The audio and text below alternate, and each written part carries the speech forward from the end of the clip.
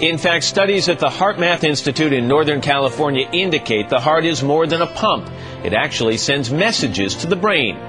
If we're stressed a lot, feeling anxiety or frustrated or angry, that causes the heart to beat in a more chaotic rhythm and pattern, and that's creating less efficiency in the heart. It's having to work harder. Wendy Hunter saw her health decline after losing 2 close family members.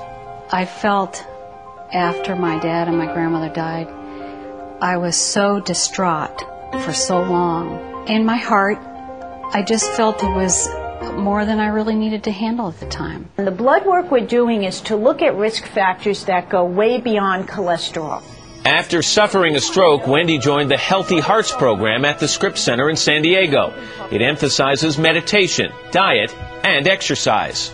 Dr. Mimi Guarneri is the author of The Heart Speaks. Doctor, good to see you. Good morning. Good morning. It wasn't that long ago where these were 2 separate schools of thought. People said, okay, emotions over here, physical symptoms over here. You say the time has come. You have to absolutely view them together. Absolutely. I wrote The Heart Speaks because, yes, we need to look at cholesterol, nutrition, exercise, but the deeper issues have to be there. All right, so go out on a limb for me. What percentage of heart attacks in this country each year would you say are either caused by or have a great contribution in emotions? We know that 75 to 90% of the visits to healthcare professionals of all types are related to stress.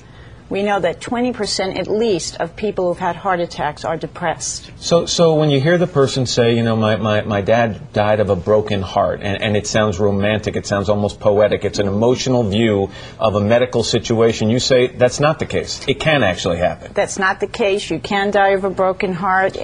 No, go ahead, sorry. Well, and we recently have seen the New England Journal of Medicine. Now medicine is calling it broken heart syndrome. It's been studied, people coming into the emergency rooms with normal coronary arteries and a completely weakened heart muscle after an emotional event. All right, but tell me exactly, physiologically, how does sadness or unhappiness physiologically impact the heart? Well, let's talk for a second about stress. People can relate to that. When you're emotionally upset, you produce stress hormones. So things like cortisol, which raise blood sugar, adrenaline, which raise blood pressure, increase the heart rate, make the heart skip beats, and constrict coronaries. So we see many people having a cardiovascular event after having a stressful situation. All right, so let's look at the flip side of the coin then. If negative emotions, anger, frustration, depression, can impact the heart negatively, can someone who is happy, who is joyous, who walks around with a great sense of humor and a positive outlook, does that positively impact their heart? Is there a physiological measurement of that? Absolutely, because when we are in a happy emotional state, as you just saw in the HeartMath program, the heart beats in a coherent rhythm. When we are angry and frustrated and tense, the heart pattern is totally chaotic, and there's now research documenting this and showing this. So basically what you're saying to people is, and maybe this is too simplistic, stop viewing your heart simply as a pump, as a muscle. And I think the term you use in the book is look at the whole heart. So what are the aspects of the whole heart? I think we have to look at the heart as a pump on the most superficial level. Then we have to look at the emotional heart, the mental heart, the spiritual heart, the universal heart that connects all of us. So we just can't take one little piece.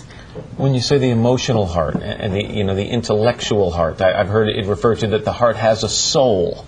Okay, I mean, it sounds like we're starting to take one step too many here, that we're getting into a little bit of strange medicine here. You think the heart has a soul? I think if you go back in history and you look at the work and writings of Aristotle, the heart in many cultures have always been referred to as the seat of the soul.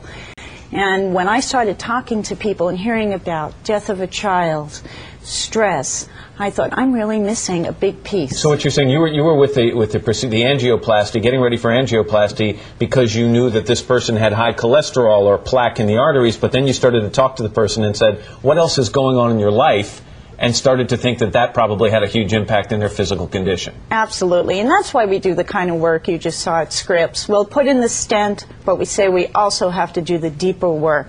In addition to the diet and exercise, we really need to get people to work on things like forgiveness, gratitude, look at whether they're angry or hostile. These are important when it relates to the heart. Don't sweat the things you have no control over. There you go. All right, Doctor, Perfect. Thanks very much. Thank you. Appreciate it.